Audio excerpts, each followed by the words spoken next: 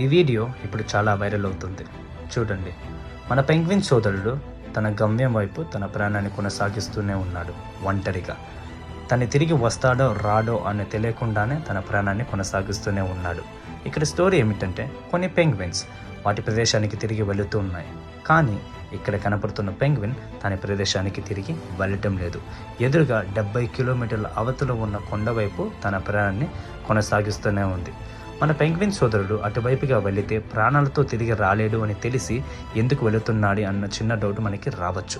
కానీ తను ఒంటరిగా ఉన్న, తిరిగి వస్తాడో రాడో అన్న పరిస్థితి ఉన్నా ఏమాత్రమూ వెనకడుగు వేయకుండా తన గమ్యం ఆ కొండను చేరుకొని ఆకాశాన్ని తాకటానికి తన ప్రయాణాన్ని కొనసాగిస్తూనే ఉంది. మనం కూడా దీన్ని ఇన్స్పిరేషన్గా తీసుకొని ఒంటరిగా ఉన్న మనం వెళ్ళే దారిలో ఏమవుతుందో అని తెలియకపోయినా మనం సాధించాలి అని అనుకున్న దాని గురించి పట్టుదలతో ముందుకు సాగుతూ ఉండాలి.